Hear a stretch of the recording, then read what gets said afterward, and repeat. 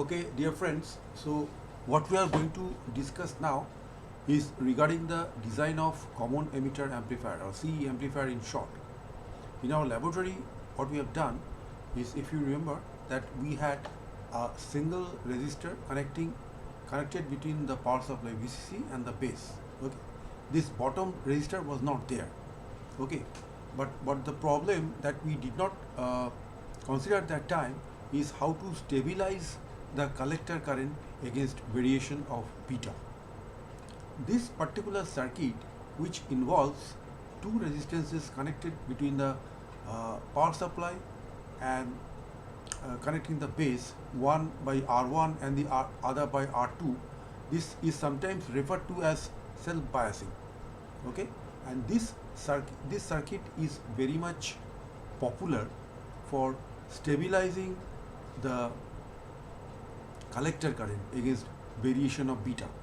The collector current or the bias or the DC current, as you know, is a very important parameter when we consider the amplification factor of the common emitter amplifier. And also, please note that here we have connected a emitter degeneration resistance that goes, here we symbolize it by R subscript E. Okay. Now, at different points of time, as we shall see, RE can be fully bypassed by a capacitor, okay, which goes by the name CE. That means the emitter bypass capacitance, emitter resistance bypass capacitance. This RE can be fully bypassed or partly unbypassed. Okay, so that's we shall see as we'll continue with the discussion.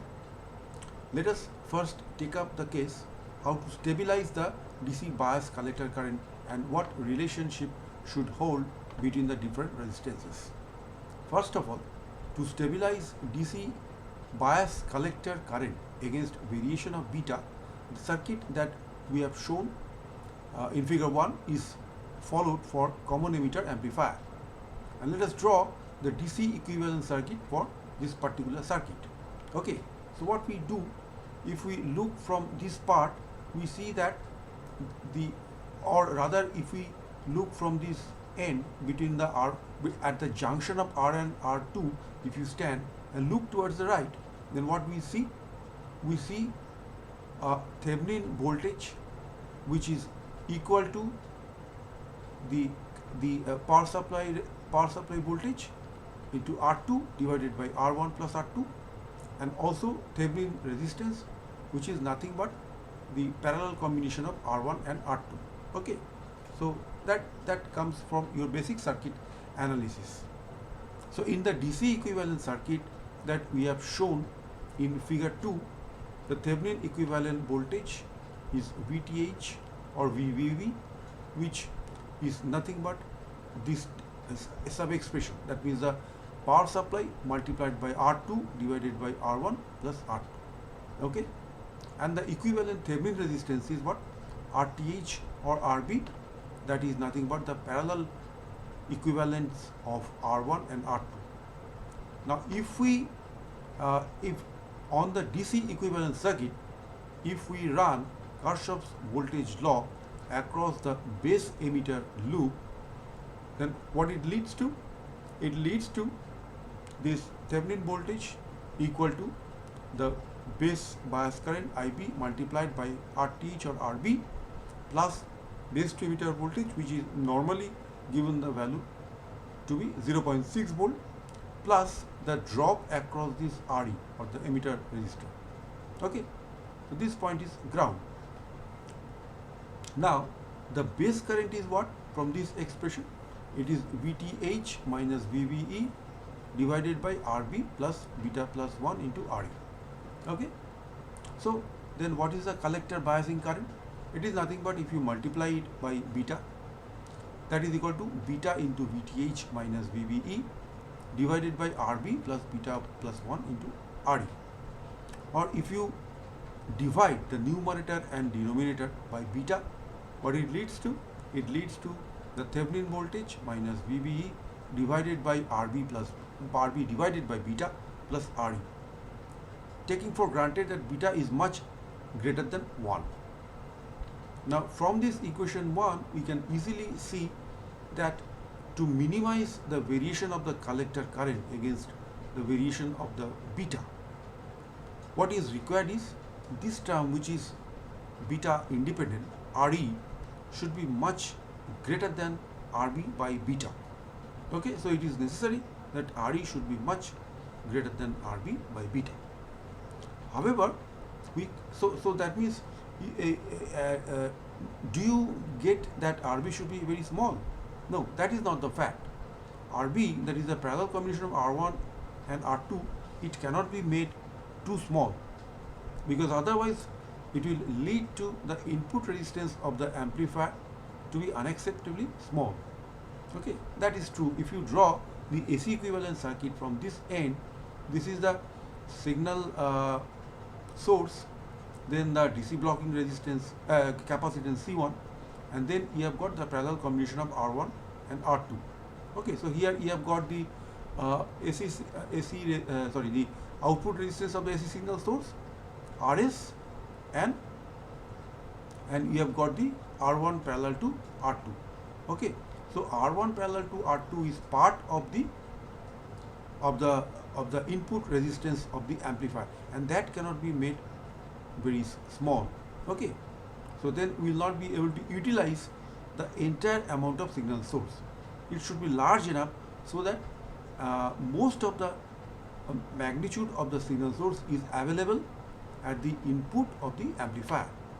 Okay, now assume that RE equal to 10 RB by beta. Okay, that means we want RE to be much larger compared to RB by beta. Let us see that if we can make RE to be 10 times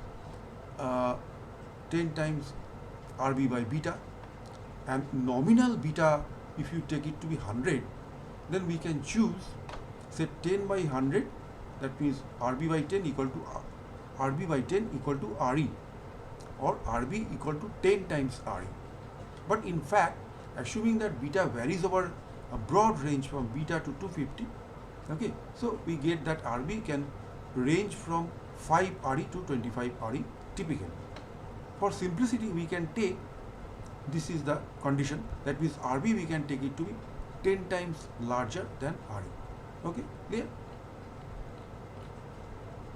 Next, as we proceed with the design of common emitter amplifier, designing means that we need to find out proper value of the discrete resistors. 5 discrete resistors are involved: R1, R2, RC and RE. Okay, now how to choose the emitter resistor, namely RE? Select RE such that the DC voltage drop across RE is nearly 10% of power supply, or 10% of VCC. Now, why do we do that?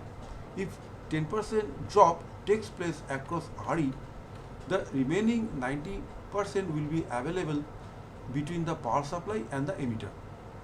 Okay, so that means the collector voltage, its top limit is VCC and the bottom limit is normally VE plus VCE sat. Okay, so that means the nearly 90% of the VCC will be available as the peak to peak variation of the collector voltage. Okay, in general the voltage drop across RE can be as low as 5%. So if it is as low as 5% of VCC, what we get is that the amplifier can have very high voltage swing. The peak to peak swing will be quite large. On the other hand, it can be as high as 20 to 25% of VCC. That means the peak to peak variation of the output voltage will be limited. Okay, so if it is as large as 20 to 25% or even larger, then that accounts for small signal amplifiers which do not require large output swing. Okay, so that means we do not have the large output swing at this stage. Maybe we transmit it to the next stage, which again does some amplification. Okay, so we are talking about multi-stage amplifier. Okay, this goes for RE. Now, how to choose RC, the collector coupled resistance? RC as you know, it is connected between the collector and the power supply voltage VCC. How to choose that?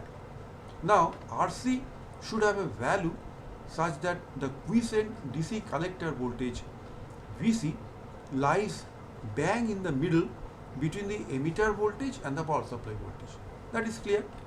So this VC should be midway between the power supply VCC and the VE, that means the emitter voltage with respect to ground. So that collector voltage VC lies midway between the emitter voltage and power supply VCC in order to have the maximum possible undistorted output voltage swing. Okay, note that the value of RC is directly related to the voltage gain. This all of you must have studied in the theory class, that for a CE amplifier or a common emitter amplifier with fully bypassed emitter resistor, the voltage gain can be given by AV equal to the product of GM, that is transconductance, and RC, where the transconductance is what? GM equal to the ratio of DC collector current and VT, that is volt equivalent of temperature or thermal voltage, okay, which has the value 25.75 millivolt, or roughly equal to 26 millivolt at room temperature, that means 300 degree Kelvin.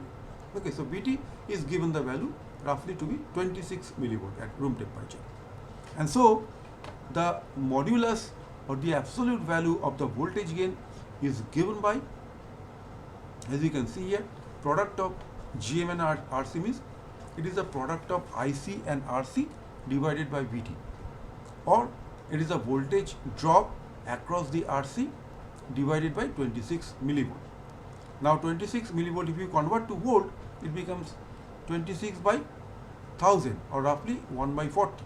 Okay, so if you can, we can express the voltage drop across RC in volts, then the value of voltage gain can be found out by just multiplying out the volts drop across RC, that means the potential drop across RC measured in volts multiplied by 40. It is as simple as that. Remember this expression. To realize amplifiers with higher voltage gain, one needs to design multi-stage amplifiers, while to realize amplifiers with lower voltage gain, that means those amplifiers which do not require very high output voltage swing, one can have a part of the emitter resistor unbypassed. Now we shall see by means of an example how to design such an amplifier. Also we shall design and simulate the amplifier in TINA TI analog circuit simulator. Okay, please pay attention. So here we take an example where we want to design a common emitter amplifier which will have DC bias current IC equal to 2 milliampere and the voltage gain being AV equal to 150. So this is quite large a voltage gain, and this would clearly require the emitter resistor to be fully bypassed. Assume that available power supply to be 12 volts, base to emitter drop to be 0.6 volt, collector to emitter drop when the transistor is in saturation to be 0.3 volt, and transistor with forward beta to be 200, let us say. Then as we have just seen, the modulus or the absolute value of the voltage gain is given by the voltage drop across RC divided by the thermal voltage. So RC equal to what? It is the value of the voltage gain multiplied by thermal voltage divided by IC. Okay, so AV is what? AV, as you know, it is 150. This specification gives us the AV value to be 150. So 150 into 26 millivolt divided by the DC collector current, that is given to be 2 milliampere. See, IC equal to 2 milliampere and AV equal to 150. These are the principal specification based on which we have to design the circuit. That means we have to find out the values of the resistors. Okay. So from here, the value of RC, we find it to be 150 into 26 divided by 2 millivolt per milliampere, means it will be expressed in ohm. So it is 1950 ohm, or roughly it is equal to 2 kilo. Okay. And RE, how to choose RE? If you recall, we said that let the voltage drop across RE be 1/10 or 0.1 times VCC. Okay. So that means RE into IC or IE, take as beta is very high, so IC and IE are nearly same. Collector current is almost nearly same as the emitter current. So RE equal to VCC by 10 divided by 2. Remember, IC is measured in milliampere, VCC in volt, so it's volt per milliampere. So it is 1.2 by 2 milliampere. Okay. So if milliampere is converted to ampere, so 2 by 1000, okay, or 1200 divided by 2, that comes out to be 600 ohm. So value of RE equal to 600 ohm. Clear? Now, so RB is what? RB is the parallel combination, parallel equivalent resistance for R1 and R2. As you have seen, RB should be taken from 5 RE to 25 RE, but for simplicity, as thumb rule, we can take RB to be 10 times RE. That means 600 into 10 or 6 kilo ohm, right? So now you consider this DC equivalent circuit of the common emitter amplifier. Now note that if beta is taken, the forward beta of the transistor T is taken to be 200, then IB equal to what? IC by beta, that is 2 milliampere divided by 200, or that is equal to 0.01 milliampere or 10 microampere. Okay. Now in the base emitter equivalent circuit, this is the equation VTH equal to IB times RB plus VBE plus IE into RE. Now what is IB? That is 0.01 milliampere. So 0.01 into RB, that is 6 kilo ohm, plus VBE to be 0.6 volt, plus IE into RE, that means 2 milliampere multiplied by 0.6, 600 ohm means 0.6 kilo ohm. So VTH comes out to be 1.86 volt. Okay. Now what is VTH? If you recall from the Thevenin's equivalent circuit, that VTH is nothing but, what is this VTH? It is equal to R2 divided by R1 plus R2 into VCC. Okay. So that's what we get. That means VTH equal to R2 upon R1 plus R2 into 12. Okay. Or R2 by R1 plus R2. As you have found out already, VTH to be 1.86 volt. So this ratio of the resistors R2 divided by R1 plus R2 is 1.86 divided by 12. 1.86 by 12, if you have your calculator, you calculate, you will get it to be nearly 0.155. Okay. Therefore, RB, what is RB? RB is nothing but the parallel equivalent of R1 and R2. So it is R1 into R2. So this R2 by R1 plus R2 we have just now found out to be 0.155. So RB is nothing but R1 multiplied by 0.155, or RB equal to 6 kilo ohm, that is equal to R1 into 0.155. So from this relation we can find out R1 to be 6 divided by 6 kilo ohm divided by 0.155. So it is nearly 38.7 kilo ohm. Okay. And also R2 divided by R1 plus R2 equal to 0.155. So if you invert it, that means R1 plus R2 divided by R2, that will give me R1 divided by R2 plus 1, that is equal to reciprocal of this 1 by 0.155, or it is nothing but 6.45. So R1 plus R2 equal to 6.45 minus 1 or 5.45, from which we get R2 equal to, just now we have calculated 38.7 kilo ohm for R1. So R2 equal to 38.7 divided by 5.45 kilo. So clearly it is equal to nearly 7.1 kilo. Okay. So this will be our complete circuit. Okay. Also we can find out that what can be the what can be possibly the maximum undistorted peak-to-peak voltage swing at the output. This is the output for common emitter amplifier. See, Vc equal to Vcc minus ICRC.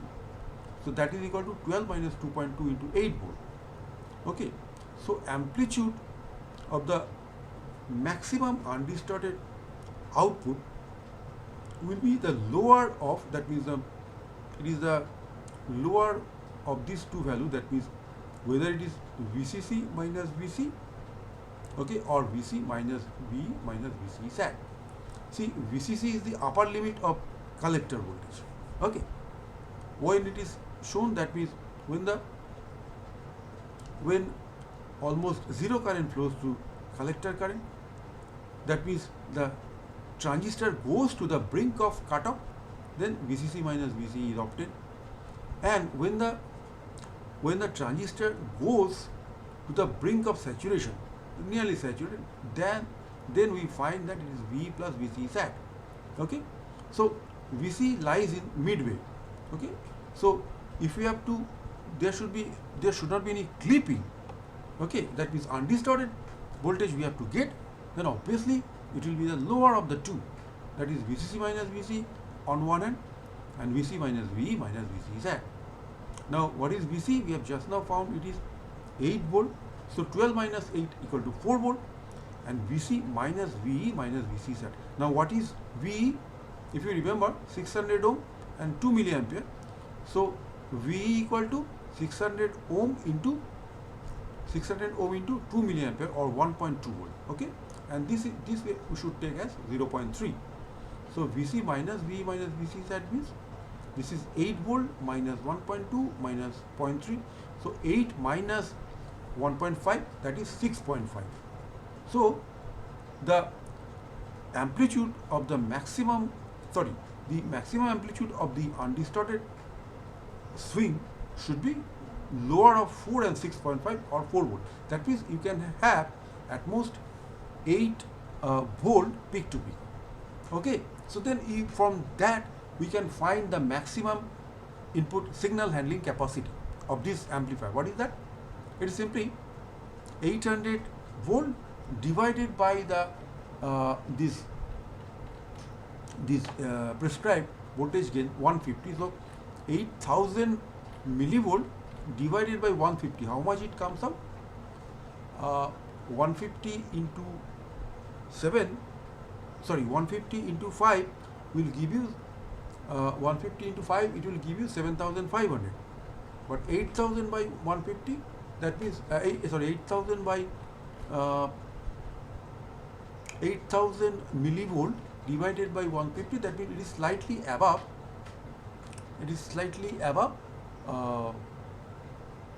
what is a 50. Okay, so that means the maximum amplitude can be 25 millivolt. Okay, but in TINA we'll mostly, as we have done in the earlier experiment, we'll experiment with 10 millivolt amplitude or 20 millivolt peak to peak.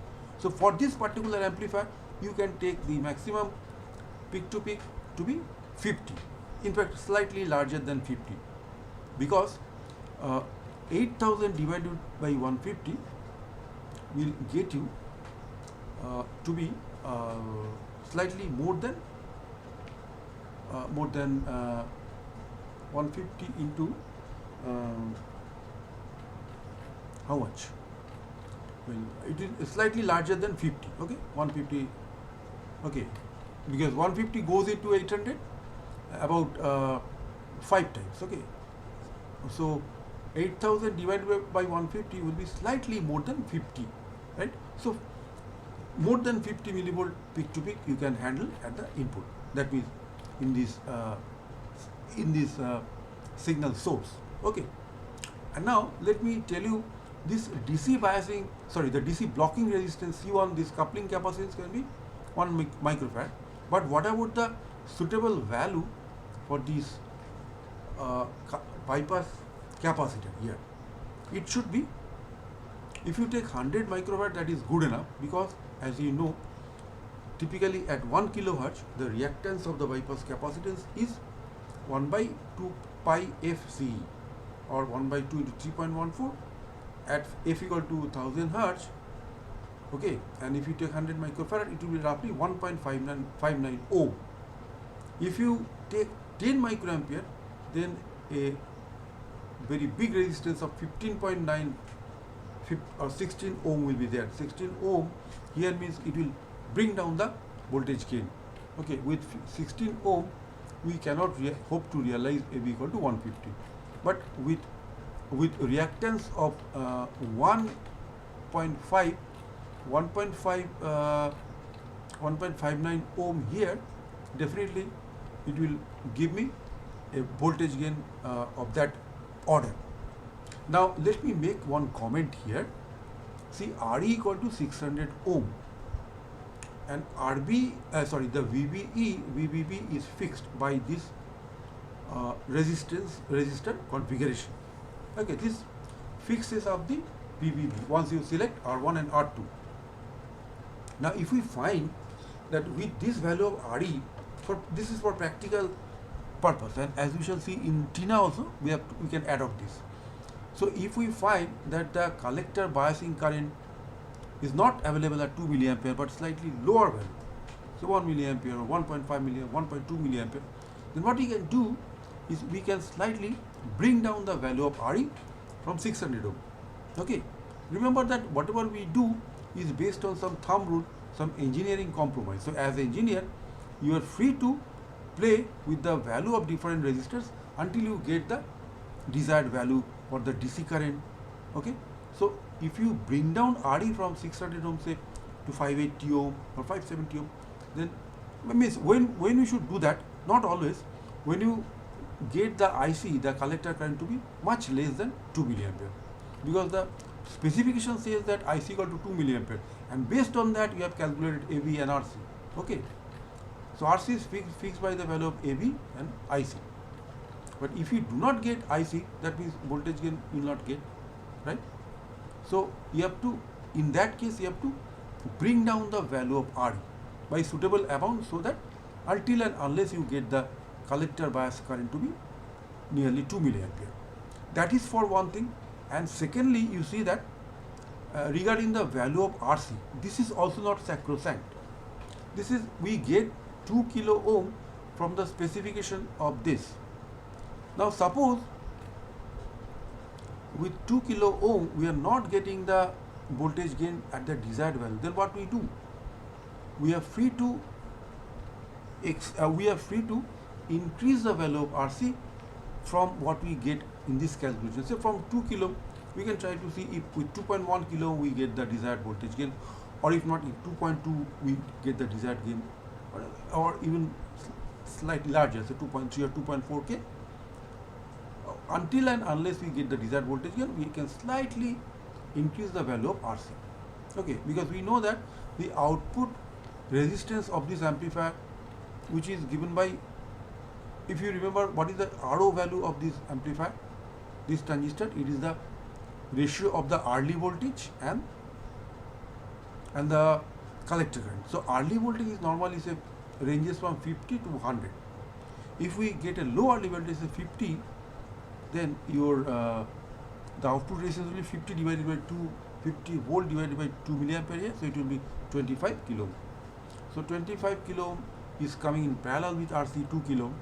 Okay, so if you have to increase the voltage gain, I mean if you do not get proper voltage gain, you have to increase it, then it is better to increase the value of RC, because IC across RC, whatever AC drop we get, that will determine the output amplitude of the voltage, the amplitude of the output voltage, the sinusoidal. Okay, so that means we may have to increase RC in order to get the desired voltage gain.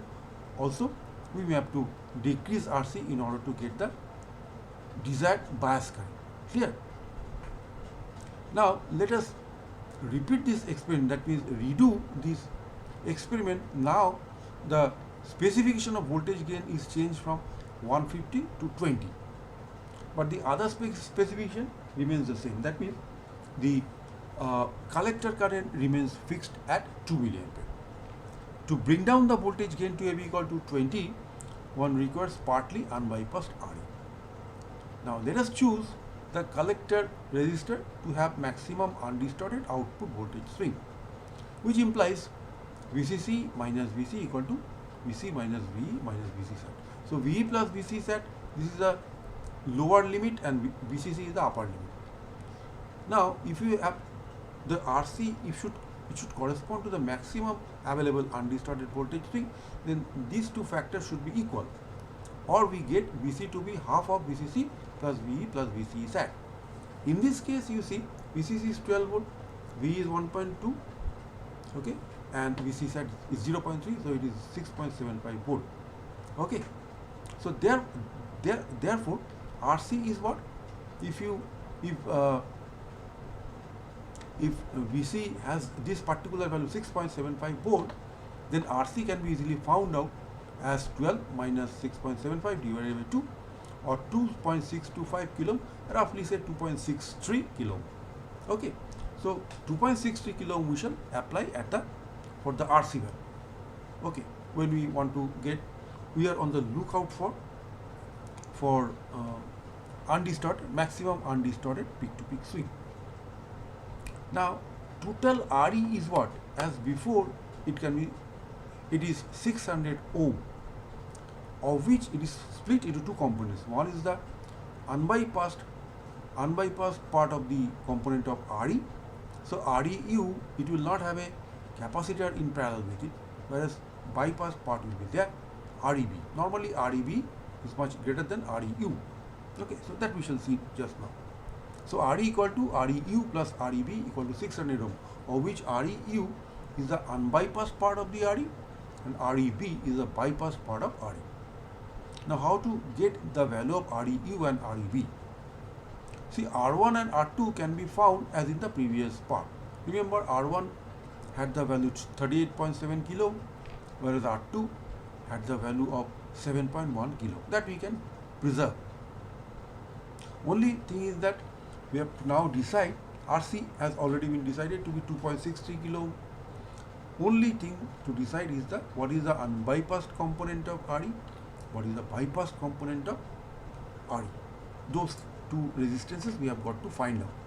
Now look at the fact that the modulus of the voltage gain is what? It is the product of GMRC divided by 1 plus GM into REU, the unbypassed resistance. That you can do easily from AC equivalent circuit of this amplifier. You must have done it in your theory class. Now, if you divide the numerator and denominator by the transconductance GM, what you get? At the numerator you get RC, and at the denominator you get the reciprocal of GM plus RE, that is REU. Okay, so RE, that U I have forgotten to write here. Now, so value of AB is 20 equal to 2.625 kilo ohm divided by 1 by GM means it is VT by IC plus REU, and in ohm if you convert, this becomes 2625 kilo divided by VT equal to 26, IC equal to 2 milliampere, so VT by IC becomes 13 ohm plus REU. So by solving I get easily REU equal to nearly 118 ohm. Okay, and what is the bypassed component of RB? That is the difference of 600, and how if you take out 118 from 600 you get 482 kilo ohm. So the complete circuit can now be drawn. It consists of 5 different resistors, 38.7 kilo ohm for R1, for R2 7.1 kilo ohm, RC 2.63, and the bypassed component of RE to be 482 ohm, whereas for unbypassed component it is 118 ohm. And as before, we can put a bypass capacitor having the value of 100 microfarad. So this gives me the entire circuit. Okay, so let us now try to simulate the circuit in TINA. Okay, so let me try to do it. So as we go back to the TINA TI software. Okay. So let me go over to, I believe you all remember the semiconductor. If I take out this NPN transistor, next what is the property we have to take. We have to go into the entire gamut of the NPN transistor, and from here let us take BC, say 5.547A. If we take, now it has the forward beta value of, if you remember, it is 463, is it not? Yeah, 463. And take it. Acha. And then, if you remember, what was the collector resistance? It is. Let me first do the circuit with fully bypassed RE. So for that, the resistance, RC resistance was 2 kilo. Okay, so let me try to take 2 kilo in the basic. I get the resistor, bring it here, rotate it right, give it the value say 2 kilo. This is given to me 1 kilo, so I get it 2 kilo. Okay, next bring the battery, rotate it right. No, I think I have to rotate it to the left. Once more I rotate it to the left. Okay. So now I can connect it like this and connect this by means of a wire. So for this terminal of RC I connect by wire and put the ground here.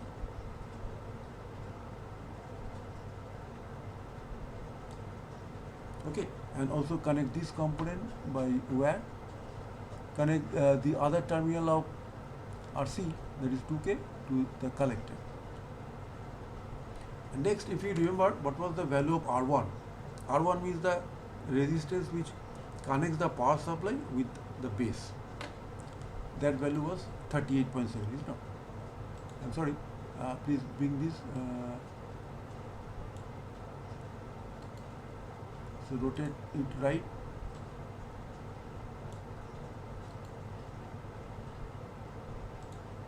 This R2 value should be 38.7. 38.7K. Next, connect it with a wire.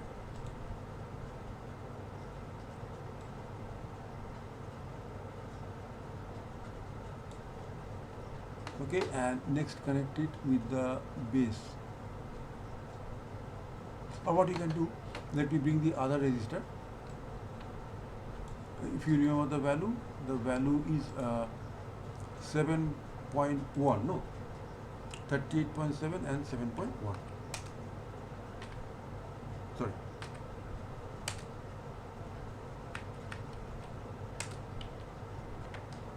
$7.1K. I believe that I have done it correctly. Let me once again check it. So yeah, 7.1K. So this is 7.1K. I rotate it right. Then connect the two resistances first. And connect this point with the base.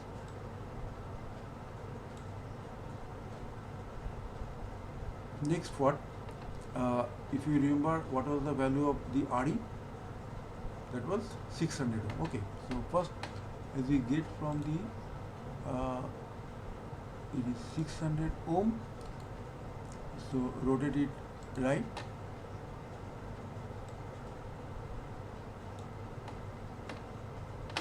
Connected by a wire.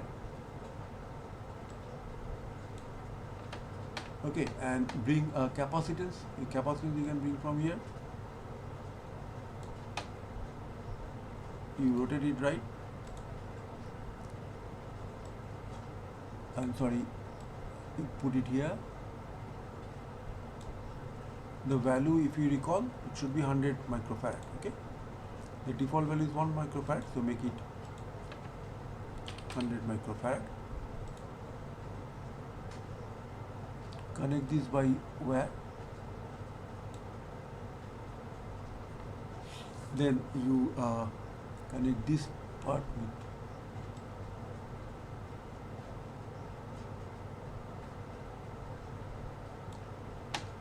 and connect this with the wire and put the ground here.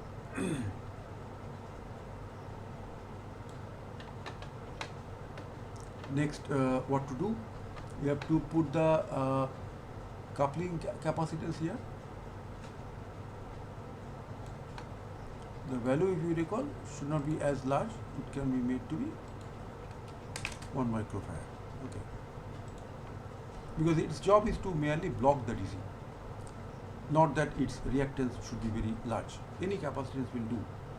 So now I connect it through and I need a voltage source.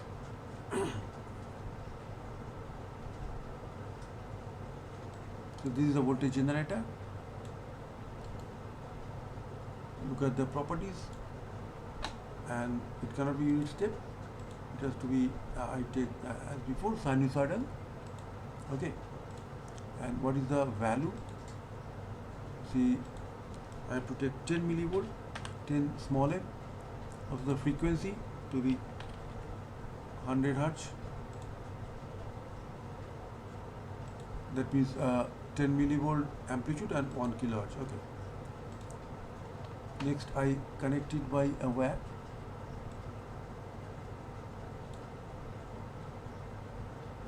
Let me put it in a proper way.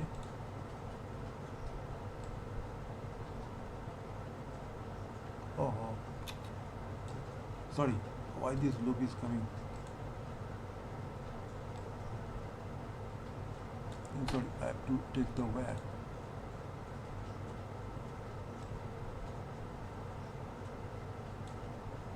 And there should be a ground connection.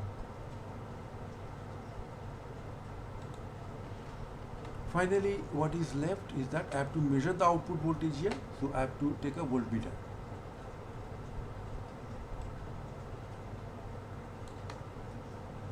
Connect it by, sorry, I have to take a wire.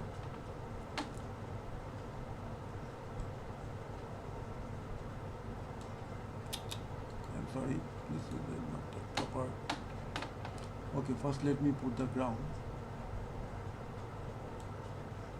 Then put the wire.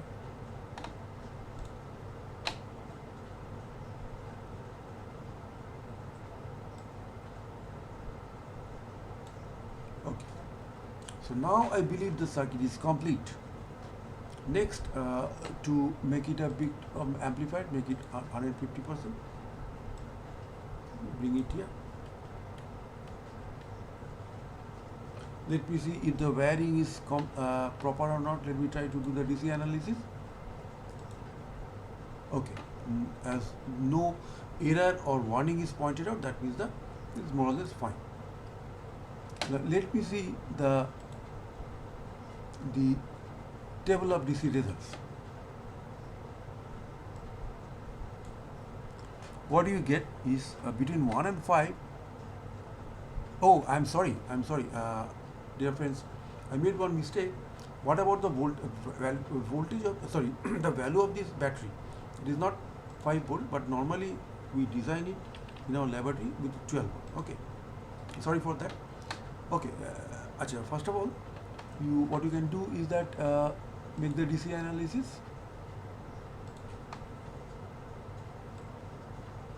Now you see what is the value of this between 1 and 5, between the terminal 1 and 5, this is the collector DC current.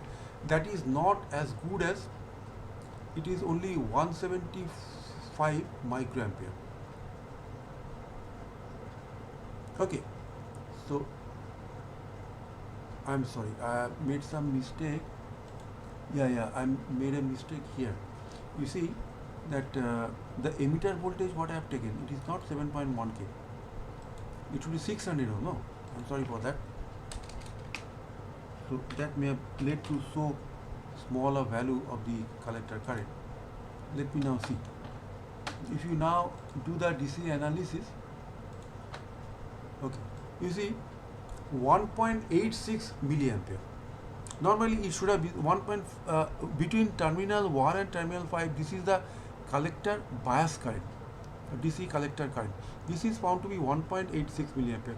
But as per our design, it should be how much? 2 milliampere. So as we have said, this may not do good. Let me try to bring it down. Say from 600, if you say 20 ohm, I take smaller to make it 580. Of course, 560 is the standard value of resistor, but let me see if we can make it 580.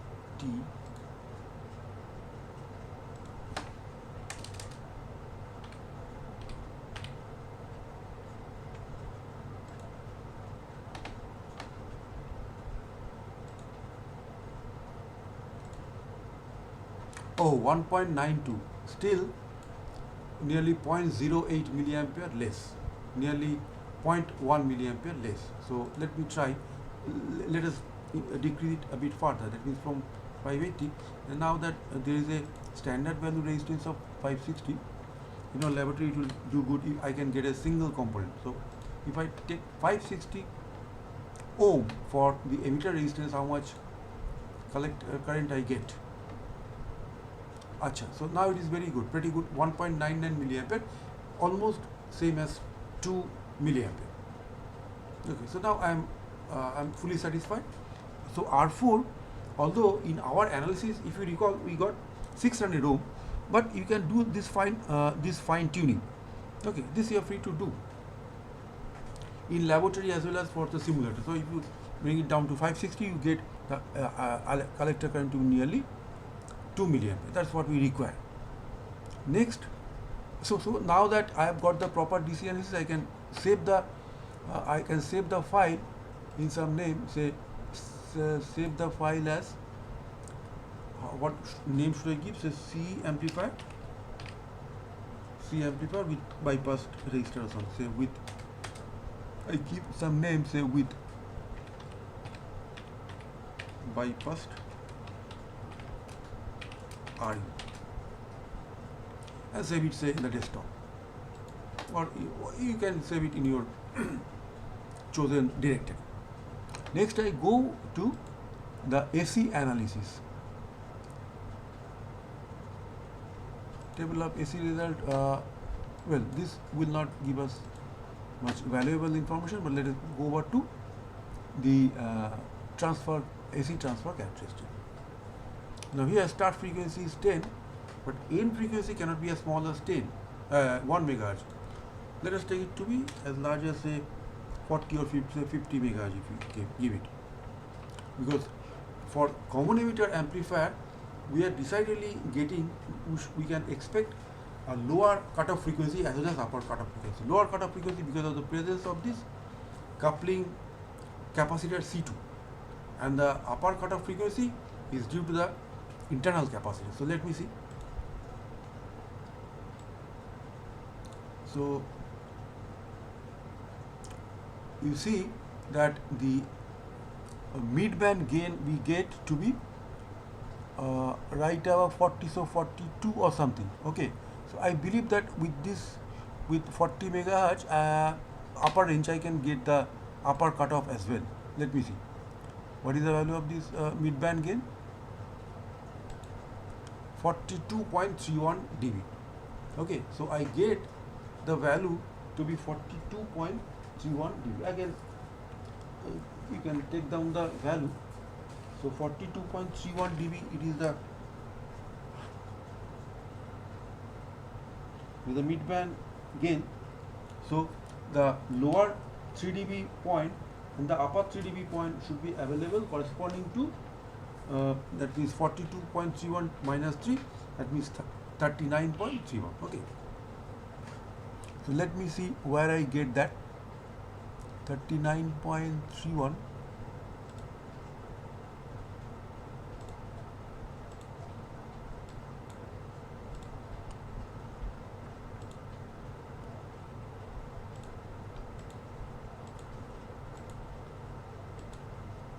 Let me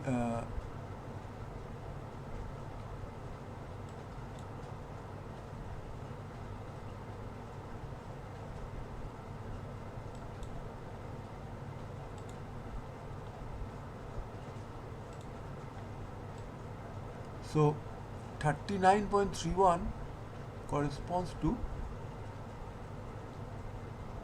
yeah, slightly 39.31 means, okay, say 39 point somewhere here. So it is 178 hertz. So lower 3 dB cutoff, the lower cutoff or FL equal to nearly 180 or 170. Say, let me write it as 180 hertz. Okay. So for differential amplifier, if you recall, there was no lower cutoff, but here we get it.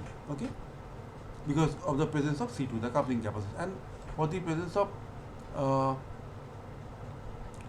the internal capacitance, I'll get a upper cutoff also. So 39.31, that means okay, bring it down, 39.31, yeah, somewhere here.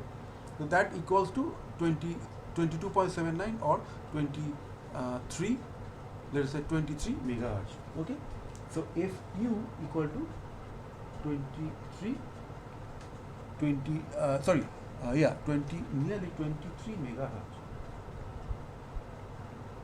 So I get the lower cutoff to be 180 hertz, whereas the upper cutoff to be 23 megahertz. Good. So I can save this. I can save this file as before. Or to do, if you recall, I have to export it to JPEG. Okay. So then write say frequency response for C amplifier with bypassed RE. Okay. That we save in some desktop. Next, take up the transient. I have to get a gain of, if you recall, so start display 0, but here as you have taken 1000 hertz frequency, that means 1 millisecond time period, so I'll take 5 milliseconds, okay, as before, just as before.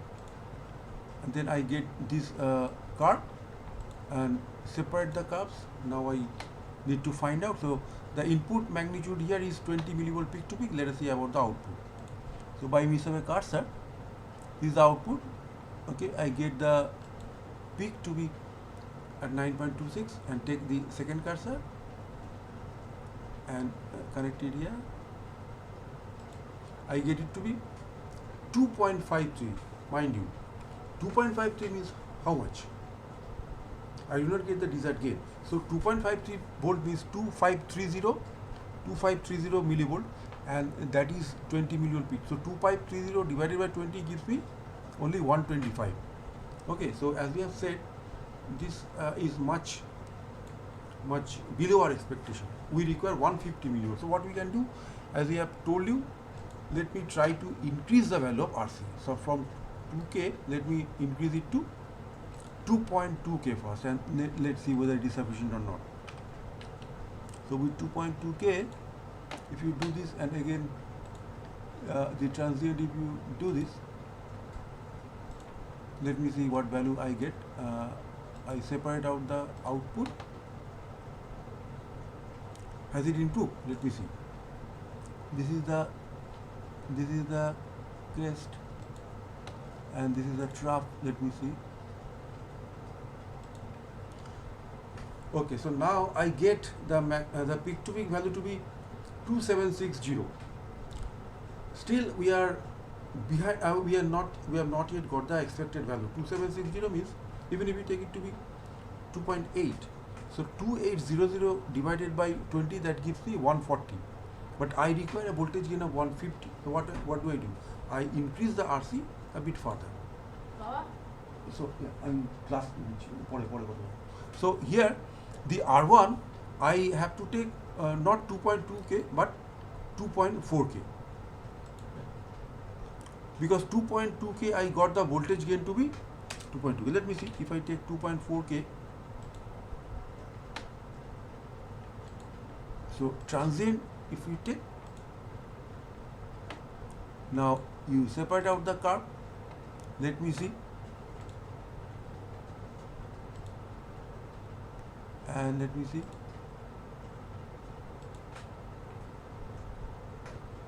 I'm sorry, what did I do?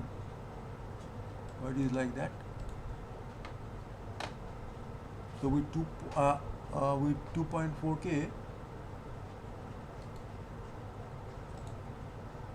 okay, 2.4K.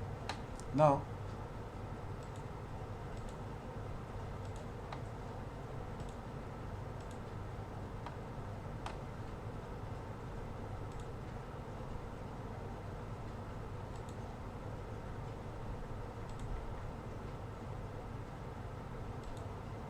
okay, see, then now the peak to peak value is 2.98. So 2.98 roughly 3.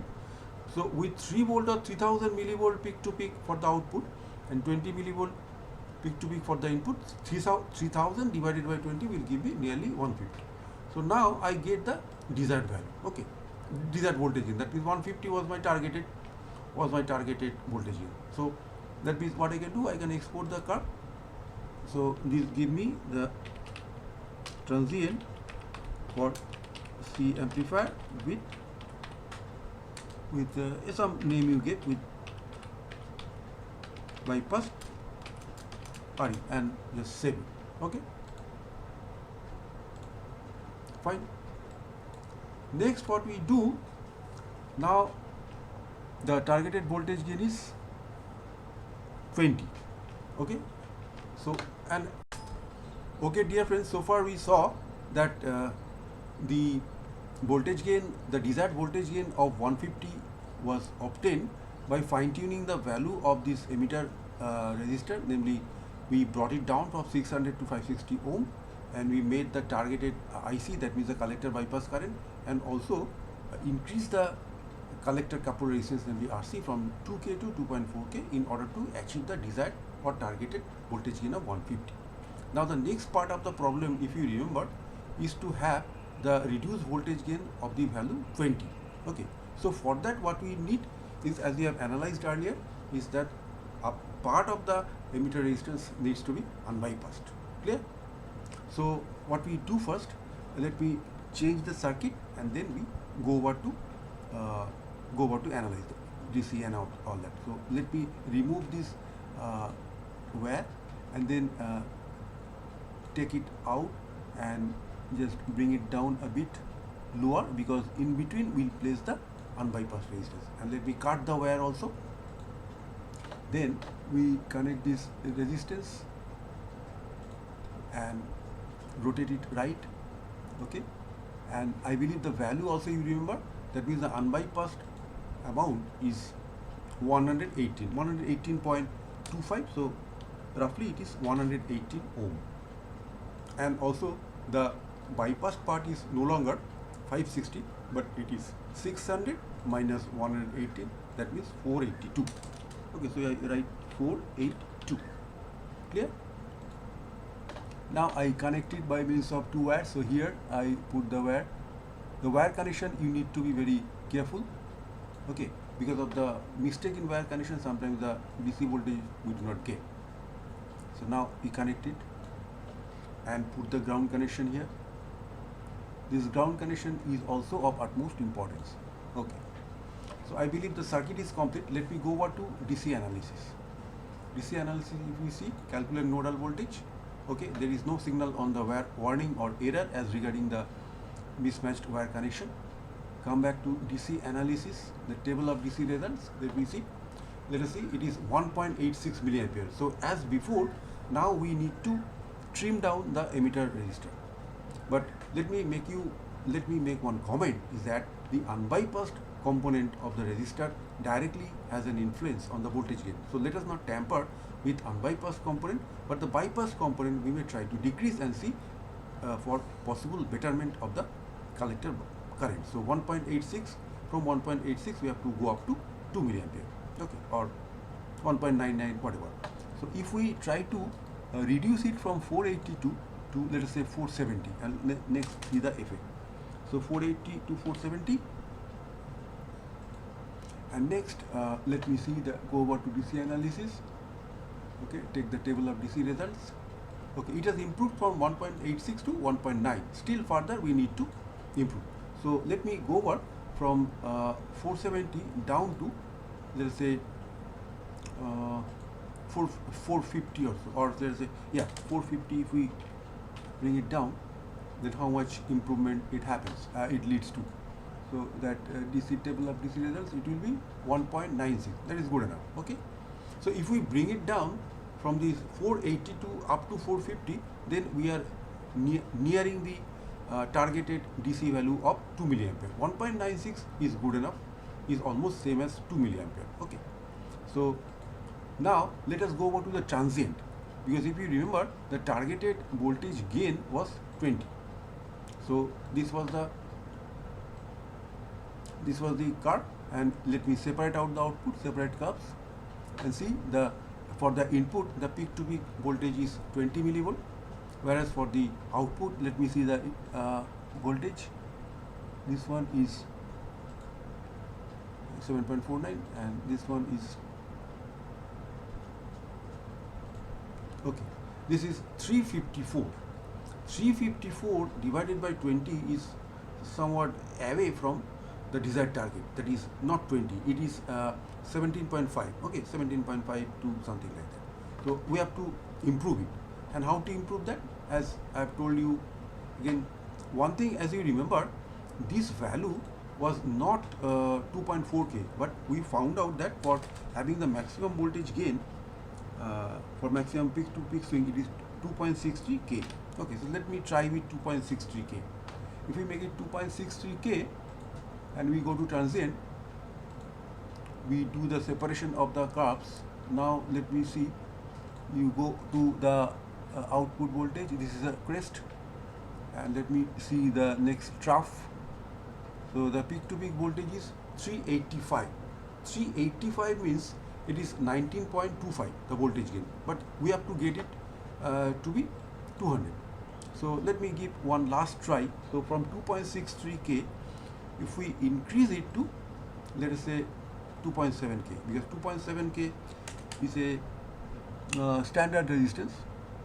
Otherwise also we can, using multiple resistors, we can go as near to the desired value as possible. So I draw the transient curve and separate out the outputs. Now let me measure the output voltage. This is the crest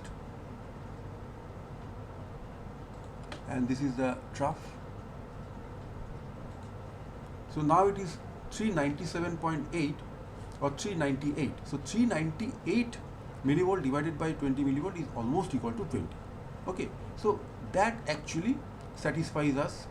We can save the transient, exporting the curve to the JPEG variety and written it as a transient of say C amplifier with unbypassed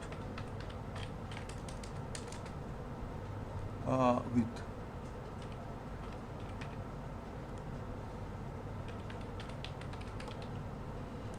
unbypassed, and you save it here.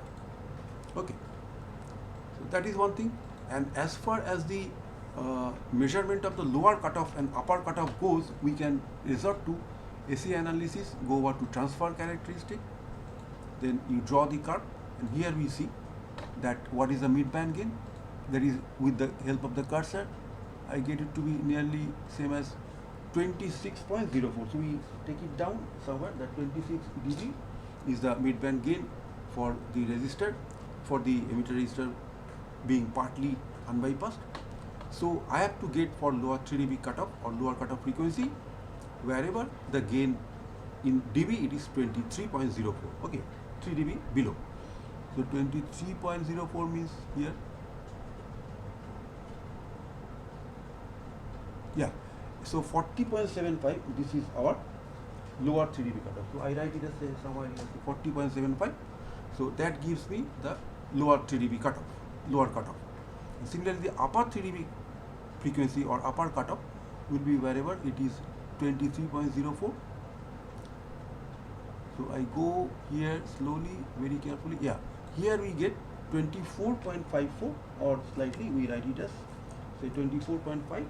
That is the upper 3 dB cutoff. So remember, if you compare with the previous curve, the previous curve was having the lower 3 dB cutoff somewhere in 185 or 180 Hz. Now it has gone further left. So the uh, the bandwidth has slightly improved. Okay, so now we can save it, export it in the JPEG form, the frequency response with C amplifier with bypass RE, and you can save it here. Okay, so now that the curve is complete, the circuit is complete, so now we can save it. We can save the circuit as C amplifier with unbypassed RE. Okay, so that we can now save it. So remember that, as we have seen, let me reiterate the fact that in order to improve upon the collector current so that we approach the targeted value as closely as possible, it may be required to tamper, just fine tune the value of the emitter resistance. We may have to bring it down a bit, starting from the thumb rule suggested value. Okay, slightly. So here you see we brought it down from 482 to 450. Earlier was also for the fully bypassed case from 600 to 560. Similarly here, if we have to meet the targeted small signal voltage gain, okay, earlier you remember, in order to catch it up to 150, we had to bring it up from 1950 ohm or 2K to 2.4K, and here slightly larger, 2.625 to 2.7K.